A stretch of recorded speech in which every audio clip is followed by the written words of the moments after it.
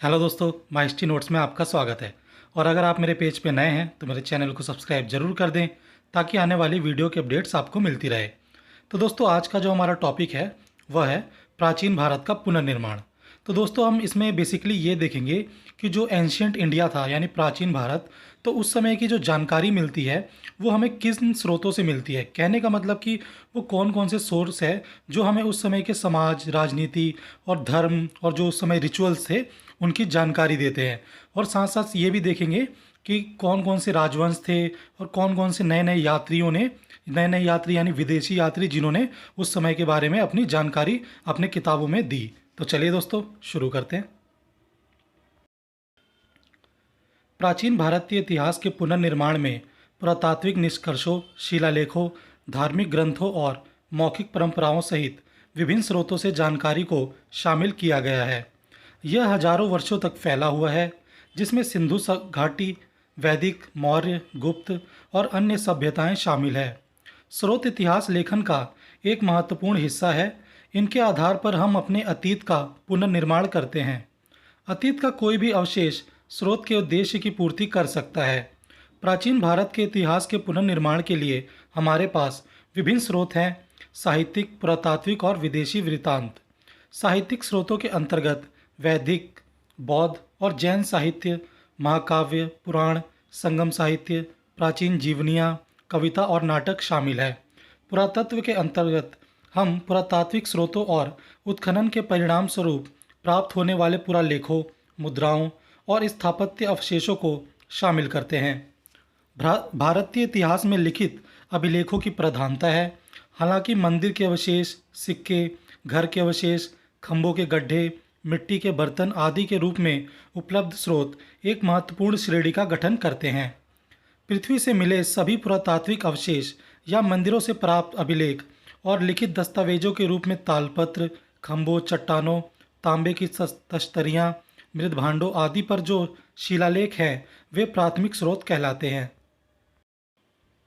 साहित्यिक स्रोत: अधिकांश प्रारंभिक भारतीय साहित्य धर्म, ब्रह्मांड, जादू, अनुष्ठान, प्रार्थनाओं और पौराणिक कथाओं से भरा हुआ है। इसलिए इन ग्रंथों के साथ काल निर्धारण से जुड़ी समस्याएं हैं। वे ईश्वर मीमांसा जैसे विषय से संबंध रखते हैं, इसलिए उन्हें ऐतिहासिक संदर्भ में समझना मुश्किल है। वेद, उपनिषद, ब्राह्मण साहित्य, सूत्र, पुराण आदि धार्मिक विषयों से संबंधित है। हालांकि इसके बावजूद इन ग्रंथों को अतीत को समझने के लिए फलदायी रूप से इस्तेमाल किया गया है। वेद भारतीय उपमहाद्वीप का सबसे पहला साहित्य वैदिक साहित्य है। वेद मौखिक साहित्य में उत्कृष्ट है। उन्हें पारंपरिक रूप से श्रुति यानी सुने हुए ग्रंथ के रूप में माना जाता है। सबसे प्राचीन ग्रंथ ऋग्वेद है। इस ग्रंथ से प्राचीन आर्यों के धार्मिक, सामाजिक एवं आर्थिक और राजनीतिक जीवन की जानकारी मिलती है। उत्तर वैदिक काल के आर्यों के जीवन का अध्ययन करने के लिए इतिहासकार यजुर्वेद, सामवेद व अथर्ववेद का उपयोग करते हैं। इन तीनों संहिताओं में यजुर्वेद और सामवेद के अधिकतर मंत्र ऋग्वेद से लिए गए हैं। अथर्ववेद में हमें उस समय के समाज का चित्र मिलता है जब आर्यों ने अनार्यों के अनेक धार्मिक विश्वासों को अपना लिया था। उपनिषद भी इसी काल की रचना है। इनसे हमें आर्यों के प्राचीनतम दार्शनिक विचारों का ज्ञान होता है, जैसे कि सृष्टि की रचना किसने की, जीव क्या है, मृत्यु के उपरांत जीव का क्या होता है, ईश्वर का स्वरूप क्या है, मनुष्य को वास्तविक सुख किस प्रकार मिल सकता है आदि। उपनिषदों की सर्वश्रेष्ठ शिक्षा यह है कि जीवन का उद्देश्य मनुष्य की आत्मा का विश्व की आत्मा से मिलना है। उसी से मनुष्य को वास्तविक सुख मिल सकता है। इसको पराविद्या या आध्यात्म विद्या कहा गया है। वैदिक काल के अंत में वेदों का अर्थ ठीक प्रकार से समझने के लिए वेदांगों की रचना हुई। वेदों के 6 अंग हैं: शिक्षा, कल्प, व्याकरण, निरुक्त, छंद और ज्योतिष। वैदिक स्वरों का शुद्ध उच्चारण करने के लिए शिक्षा शास्त्र का निर्माण हुआ। ऐसे सूत्र जिनमें विधि और नियमों का प्रतिपादन किया गया कल्प सूत्र कहलाते हैं। कल्प सूत्रों के 3 भाग हैं: श्रोत सूत्र, गृह सूत्र और धर्म सूत्र। श्रोत सूत्र में यज्ञ संबंधी नियमों का उल्लेख है। गृह सूत्रों में मनुष्यों के लौकिक तथा परलौकिक कर्तव्यों का विवेचन है। धर्म सूत्रों में धार्मिक, सामाजिक एवं राजनीतिक कर्तव्यों का उल्लेख है। महाकाव्य रामायण और महाभारत को भी एक ऐतिहासिक स्रोत के रूप में इस्तेमाल किया जाता है। वेद व्यास लिखित महाभारत लगभग 10वीं से 4वीं शताब्दी ईसा पूर्व की स्थिति को दर्शाता है। इसकी मुख्य कथा जो कौरव पांडव संघर्ष है उत्तर वैदिक काल से संबंधित हो सकती है। वाल्मीकि की रामायण महाभारत की तुलना में अधिक एकीकृत प्रतीत होती है। दोनों महाकाव्यों में वर्णित कुछ स्थलों की खुदाई की गई है। दोनों महाकाव्यों में धार्मिक संप्रदायों के बारे में जानकारी है जिन्हें हिंदू धर्म की मुख्य धारा, सामाजिक प्रथाओं और तत्कालिक समय के दर्शन में एकीकृत किया गया है। पुराण पुराण व्यास द्वारा लिखित हिंदू ग्रंथों की एक श्रेणी है। प्रमुख पुराणों जैसे वायु, ब्रह्मांड, मार्कंडेय, भागवत, मत्स्य और विष्णु में जरूरी जानकारी है जिसे इतिहासकारों ने भारतीय इतिहास को समझने के लिए इस्तेमाल किया। पुराण राजवंशों के राजनीतिक इतिहास और वंशावली पर प्रकाश डालते हैं। प्राचीन राजवंशों पर पुराणों में बहुत कुछ है जैसे हर्यक, शिशुनाग, नंद, मौर्य, शुंग, कण्व आदि। दिलचस्प बात यह है कि हमें किसी अन्य स्रोत से इन राजाओं के बारे में जानकारी नहीं मिलती। यह दर्शाता है कि पुराणों को लगभग 4वीं-6वीं शताब्दी के दौरान संकलित किया गया। हालांकि कुछ ऐसे हैं जो बाद में रचे गए जैसे कि भागवत पुराण और स्कंद पुराण। पुराण नदियों, झीलों, पहाड़ों आदि पर भौगोलिक जानकारी प्रदान करने के लिए भी महत्वपूर्ण है, इसलिए वे प्राचीन भारत के ऐतिहासिक भूगोल के पुनर्निर्माण के लिए महत्वपूर्ण है। इसके अलावा वे हिंदू धर्म के 3 प्रमुख संप्रदायों वैष्णववाद, शैववाद और शक्तिवाद के बारे में जानकारी का एक अच्छा स्रोत है। विभिन्न प्रक्रियाओं जैसे विभिन्न पंथ प्रमुख धार्मिक परंपराओं के भीतर कैसे एकीकृत हो गए और गणपति, कृष्ण, ब्रह्मा, कार्तिकेय आदि जैसे छोटे पंथ कैसे उभरे, यह भी उनसे जाना जा सकता है। कौटिल्य का अर्थशास्त्र यह अर्थव्यवस्था और राज्य व्यवस्था पर एक महत्वपूर्ण कानूनी ग्रंथ है। इसको 15 पुस्तकों में विभाजित किया गया है। यह अलग अलग हाथों की कृतियां हैं। इसका शुरुआती भाग मौर्य काल की स्थिति और समाज को दर्शाता है। यह प्रारंभिक भारतीय राजनीति और अर्थव्यवस्था के अध्ययन के लिए समृद्ध सामग्री प्रदान करता है। जीवन वृत्तांत प्रसिद्ध राजाओं की जीवनियाँ साहित्य का एक दिलचस्प हिस्सा है। इन्हें दरबारी कवियों और लेखकों ने अपने शाही संरक्षकों की प्रशंसा में लिखा था। बाणभट्ट का हर्षचरित पुष्यभूति राजवंश के हर्षवर्धन के बारे में प्रशस्तिपरक शब्दों में बात करता है। यह भारत में सबसे पुरानी संरक्षित जीवनी है। यह इतिहास परंपरा से संबंधित ग्रंथों की एक शैली है। यह राजा के बारे में बहुत कुछ बताता है लेकिन साथ ही सिंहासन के लिए संघर्षरत होने का संकेत देता है। बौद्ध और जैन साहित्य प्रारंभिक भारत के गैर ब्राह्मणवादी और गैर सांस्कृतिक स्रोतों में बौद्ध और जैन साहित्य एक महत्वपूर्ण श्रेणी है। यह पाली और प्राकृत भाषाओं में लिखे गए हैं। बुद्ध की मृत्यु के बाद रचित पाली ग्रंथ त्रिपिटक हमें बुद्ध और 16 महाजनपदों के समय के भारत के बारे में बताते हैं। त्रिपिटक पाली, जापानी, चीनी और तिब्बती संस्करणों में जीवित है। उनमें 3 किताबें शामिल हैं, सूत पिटक, विनय पिटक और अभिधम पिटक। सूत पिटक में कहानियाँ, कविताओं और संवाद के रूप में विभिन्न सिद्धांतों पर बुद्ध के प्रवचन शामिल है। विनय पिटक भिक्षुओं के लिए 227 नियमों और विनियमों के बारे में है। इसमें बुद्ध द्वारा प्रत्येक नियम की स्थापना के बारे में स्पष्टीकरण शामिल है। इसमें उनके जीवन, घटनाओं और बौद्ध धर्म की कहानी के बारे में जानकारी शामिल है। यह 386 ईसा पूर्व में लिखा गया था। अभिधम पिटक बौद्ध दर्शन से संबंधित विषय है और इसमें सूचियाँ, सारांश और प्रश्न शामिल है। इसमें थेर गाथा, थेरी गाथा और जातक शामिल है जो एक इतिहासकार के लिए महत्वपूर्ण स्रोत है। जातक में लगभग 550 से अधिक कहानियाँ देव, मनुष्य, पशु, परी, आत्मा या एक पौराणिक चरित्र के रूप में बुद्ध के पूर्व जन्मों के बारे में है। उनकी लोकप्रियता के कारण वे भारूत, सांची, नागार्जुन, कोटा और अमरावती में मूर्तिकला में चिन्हित है। ये महत्वपूर्ण है क्योंकि ये लोकप्रिय बौद्ध धर्म के इतिहास की एक झलक प्रदान करते हैं।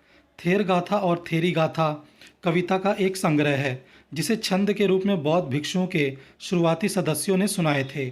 थेरी गाथा भारत की पहली संरक्षित कविता संग्रह है जिसे महिलाओं द्वारा रचा गया है। इसलिए यह न केवल बौद्ध धर्म के लिए बल्कि लिंग अध्ययन के लिए भी महत्वपूर्ण है। थेरी गाथा की गाथाएं इस दृष्टिकोण का पुरजोर समर्थन करती हैं कि महिलाएं आध्यात्मिक प्राप्ति के मामले में पुरुषों के बराबर है। जैन साहित्य में ग्रंथों की एक अन्य महत्वपूर्ण श्रेणी का गठन किया गया है जो प्राकृत का एक रूप है। इसमें ऐसी जानकारी है जो प्राचीन भारत के विभिन्न क्षेत्रों के इतिहास के पुनर्निर्माण में हमारी मदद करती है। स्थूलभद्र ने 4वीं शताब्दी ईसा पूर्व में पाटलिपुत्र में एक महान परिषद का गठन किया और 12 अंगों में जैन साहित्य का पुनर्निर्माण किया। बाद में लगभग 5वीं शताब्दी ईस्वी में वल्लभी में हुए एक परिषद में मौजूदा ग्रंथों को औपचारिक रूप दिया गया और उन्हें लिखित रूप में प्रस्तुत किया गया। संगम साहित्य। सबसे शुरुआती तमिल ग्रंथ संगम साहित्य लगभग 400 ईसा पूर्व से 200 ईस्वी के बीच संकलित किए गए। यह उन कवियों का संकलन है जिन्होंने 3 से 4 शताब्दियों की अवधि में छोटी और लंबी कविताओं की रचना की। राजाओं द्वारा संरक्षित विद्या केंद्रों में एकत्र होकर कवियों ने इस साहित्य का सृजन किया था। इस साहित्यिक सभा को संगम कहा गया, इसलिए समूचा साहित्य संगम साहित्य के नाम से प्रसिद्ध हो गया। 3 संगम हुए। पहला और अंतिम सम्मेलन मदुरै में, दूसरा सम्मेलन कपाटपुरम में हुआ था। कविताओं में लगभग 30,000 पंक्तियाँ प्रेम और युद्ध के विषयों पर है। यह प्राचीन काल के गीतों पर आधारित है और संकलित होने से पहले लंबे समय तक मौखिक रूप से प्रसारित हुए हैं। यह धार्मिक साहित्य के रूप में संकलित नहीं थे। इनके कवि शिक्षकों, व्यापारियों, बढ़ई, सुनार, लोहार, सैनिक, मंत्री और राजा आदि सभी वर्गों से थे। लेखकों के विविध विषयों के कारण वे अपने समय के लोगों के रोजमर्रा के जीवन की जानकारी की खान है।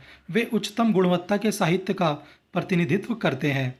कई कविताओं में एक राजा या नायक का नाम आता है और उसके सैन्य कारनामों का विस्तार से वर्णन मिलता है। उनके द्वारा योद्धाओं को दिए गए उपहारों का वर्णन मिलता है। ऐसा भी हो सकता है शाही दरबार में इन कविताओं का गान किया गया हो। चोल राजाओं का उल्लेख दाता के रूप में किया गया है। संगम साहित्य में कावेरी पट्टिनम जैसी कई समृद्ध शहरों का उल्लेख है। वे अपने जहाज़ों में आने वाले यवनों, सोने के लिए काली मिर्च खरीदने और स्थानीय लोगों को शराब और महिला दासों की आपूर्ति करने की बात करते हैं। व्यापार पर संगम साहित्य द्वारा उत्पादित जानकारी की पुष्टि पुरातत्व और विदेशियों के वृत्तांत द्वारा की गई है। ज़्यादातर प्राचीन भारतीय साहित्य धार्मिक है, इसलिए कुछ विद्वानों ने दावा किया है कि प्राचीन भारतीयों के पास इतिहास की भावना ही नहीं थी। शुरुआती पश्चिमी विद्वानों को कालक्रम, साक्ष्य, एक साफ सुथरी कथा और भारतीय ग्रंथों में तारीखों की तलाश थी। इसके बजाय उन्हें जो मिला वह दंत कथाएँ, अनुष्ठान, प्रार्थना आदि थे। हालांकि भारत की ऐतिहासिक परंपराओं के हालिया शोध ने यह स्पष्ट किया है कि विभिन्न समाज अलग अलग तरीकों से ऐतिहासिक चेतना को एकीकृत करते हैं। इसके विभिन्न कारण हो सकते हैं। इतिहासकार रोमिला थापर एक ऐसी ही परंपरा का जिक्र करती हैं जिसे इतिहास पुराण परंपरा कहा जाता है। वह नोट करती हैं कि कुछ समाज विशेष रूप से अपने अतीत को अभिलिखित करते हैं। ऐसा ही एक रूप चेतना का एक अंतर्निहित रूप है जिसे ग्रंथों से बाहर निकालना पड़ता है। इनमें मूल मिथक, प्राचीन वंश समूहों के नायकों या वंशावली की प्रशंसा में रचनाएं शामिल है।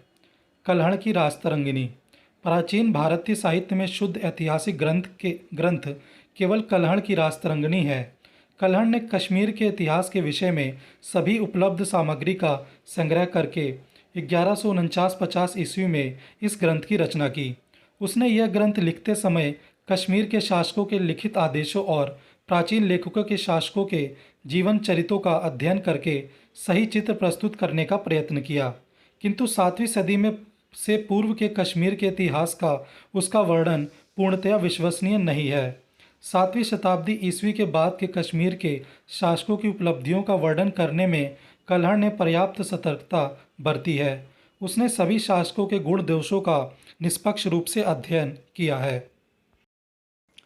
ऐतिहासिक जानकारी के लिए प्राचीन भारतीय ग्रंथ के अध्ययन करते समय कुछ महत्वपूर्ण पहलुओं पर ध्यान दिया जाना चाहिए।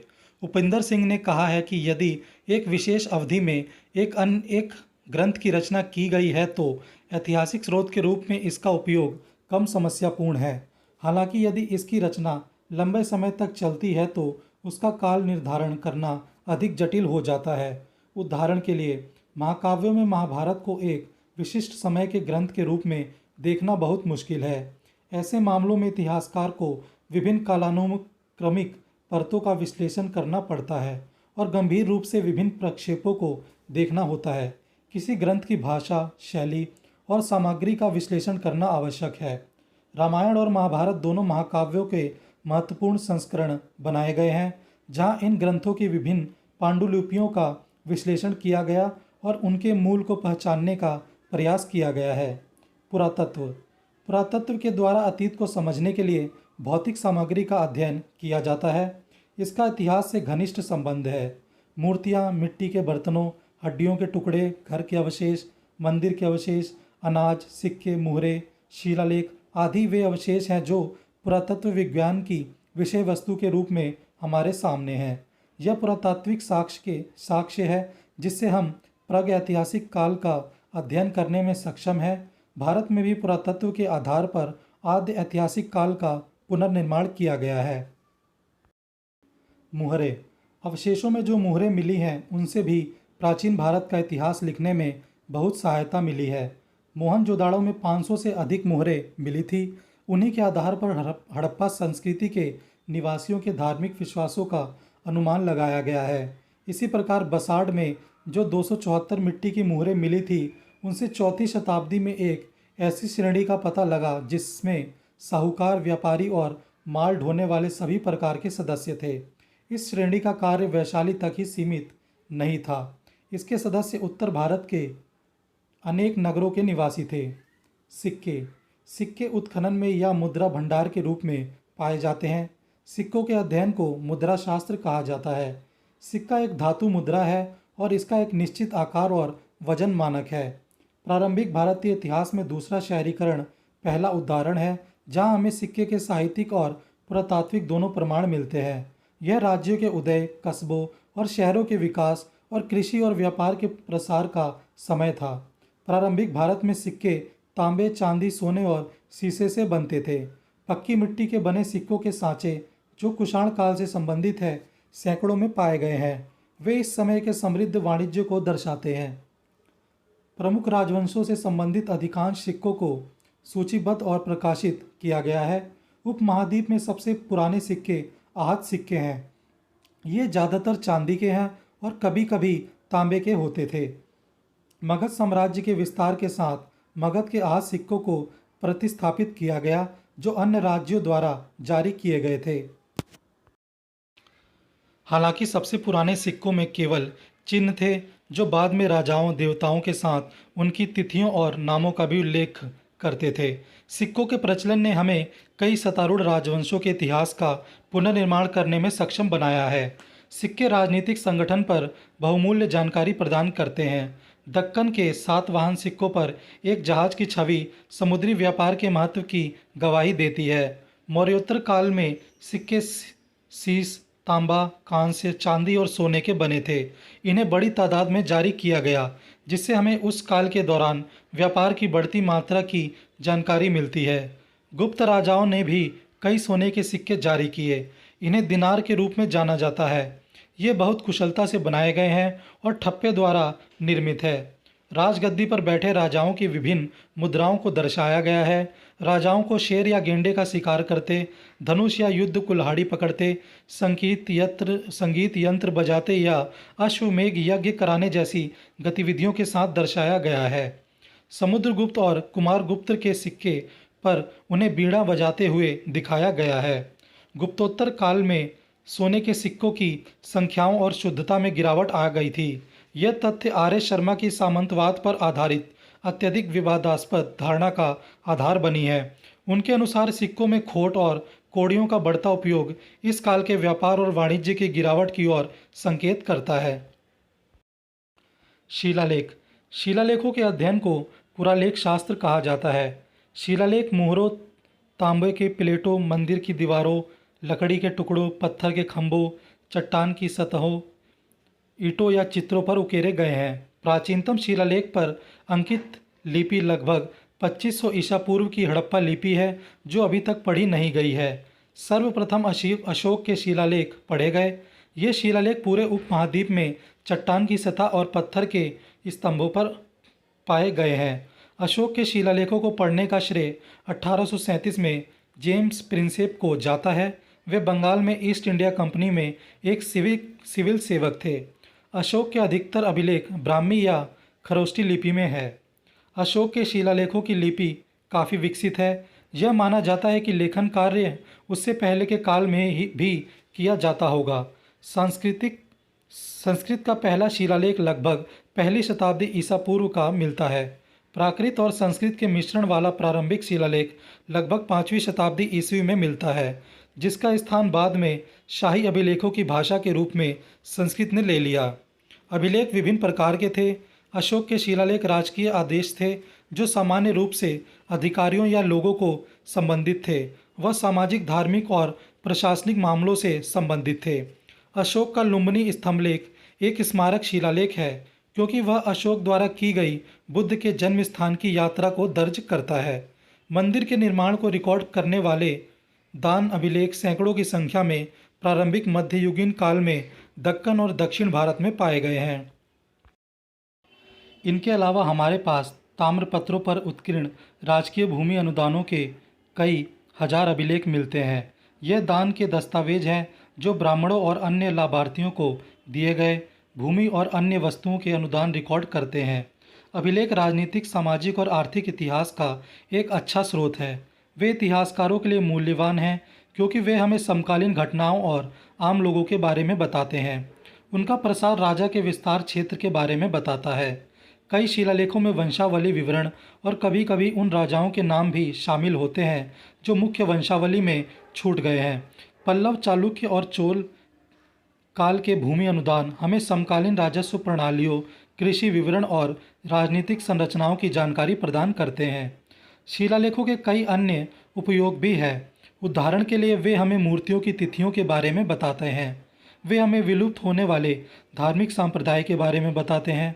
वे हमें ऐतिहासिक भूगोल, मूर्तिकला का इतिहास, कला और वास्तुकला, साहित्य और भाषाओं का इतिहास और यहाँ तक कि संगीत जैसी कला के बारे में भी जानकारी देते हैं। वे साहित्यिक ग्रंथों की तुलना में अधिक विश्वसनीय हैं क्योंकि वे हमेशा धार्मिक नहीं होते। विदेशी वृत्तांत कई तीर्थयात्रियों, व्यापारियों, उपनिवेशकों, सैनिकों तथा राजदूतों के रूप में भारत आए। उन्होंने जिन जगहों और वस्तुओं को देखा उन पर अपना विवरण दिया। यदि इनका ध्यानपूर्वक अध्ययन किया जाए तो ये लेख बहुत सारी ऐतिहासिक जानकारी देते हैं। सेल्यूकस के दूत मेगास्थनीस ने इंडिका में चंद्रगुप्त मौर्य के दरबार में अपने ठहरने का विवरण दिया है, जिससे मौर्य काल की प्रशासनिक संरचना, सामाजिक वर्गों और अधिक गतिविधियों का पुनर्निर्माण संभव हो पाया। ग्रीक और रोमन यात्रियों के विवरण प्रारंभिक भारत में हिंद महासागर के व्यापार के बारे में उपयुक्त जानकारी देते हैं। यूनानी भाषा में लिखी गई पेरिप्लस ऑफ द एरिथ्रियन सी और टेलमी का जियोग्राफी में भारत के भूगोल और प्राचीन व्यापार के बारे में जानकारी प्रदान करते हैं। चीनी यात्रियों ने समय समय पर भारत का दौरा किया। ये बौद्ध तीर्थयात्री के रूप में यहाँ आए थे और इसलिए उनके विवरणों में बौद्ध धर्म के प्रति झुकाव दिखाई देता है। उन्होंने कई पवित्र स्थानों और बौद्ध मंदिरों का दौरा किया। फाहियान ने 399 से 414 ईस्वी के बीच भारत की यात्रा की, लेकिन उसकी यात्रा उत्तर भारत तक ही सीमित थी। फाहियान ने गुप्त और हवेन त्सांग ने हर्षवर्धन के समय के राजनीतिक, सामाजिक, धार्मिक और आर्थिक परिस्थितियों का वर्णन किया। बाद के समय में कुछ अरब यात्रियों ने भी भारत के बारे में अपने विवरण दिए। इन अरब विद्वानों में सबसे प्रसिद्ध अबू रियान थे, जिन्हें हम अल बरूनी के रूप में जानते हैं। भारत के लोगों के बारे में जानने के लिए उन्होंने भारतीय ग्रंथों को उनकी मूल भाषा में अध्ययन किया। उनकी रचना तहकीक-ए-हिंद वास्तव में एक विश्वकोश है। इसमें भारत की लिपियों, विज्ञान, भूगोल, ज्योतिष, खगोल विज्ञान, दर्शन, साहित्य, विश्वास, रीति रिवाजों, धर्मों, त्योहारों, अनुष्ठानों, सामाजिक मानदंडों और कानूनों जैसे विषयों को शामिल किया गया है। अल बरूनी की रचना 11वीं शताब्दी के भारत के लिए एक मूल्यवान ऐतिहासिक स्रोत है। उन्होंने पहली बार गुप्त संवत के शुरुआती वर्ष की पहचान कराई। अभिलेख हमें ऐतिहासिक घटनाओं के बारे में बहुत कुछ बताते हैं। ये घटनाएं एक विशिष्ट समय और स्थान पर घटित हुई। हालांकि शिलालेख और साहित्य ग्रंथ ज़्यादातर कुलीनों, राजाओं, ब्राह्मण दरबारियों, कवियों, दरबारी कवियों आदि की आवाज़ का प्रतिनिधित्व करते हैं। यहाँ पुरातात्विक स्रोत बचाव में आते हैं। ये आम लोगों की भावनाओं को प्रकट करने में सक्षम है। उत्खनन विशेष रूप से एक उपयोगी स्रोत है, फिर भी हमें साहित्यिक साक्ष्य के साथ पुरातात्विक साक्ष्य का अध्ययन करने की आवश्यकता है। प्राचीन इतिहास का पुनर्निर्माण एक सतत प्रक्रिया है और नई खोजों या व्याख्याओं से हमारी समझ में संशोधन हो सकता है। नवीनतम जानकारी के लिए विद्वानों के कार्यों और समीक्षित स्रोतों से परामर्श लेना महत्वपूर्ण है। तो दोस्तों, इसी के साथ हमारा ये टॉपिक भी समाप्त हुआ और लाइक और कमेंट करके ज़रूर बताएं कि आपको कैसा लगा। तो चलिए दोस्तों, मिलते हैं नेक्स्ट टॉपिक में और इसे देखने के लिए आपका बहुत बहुत शुक्रिया।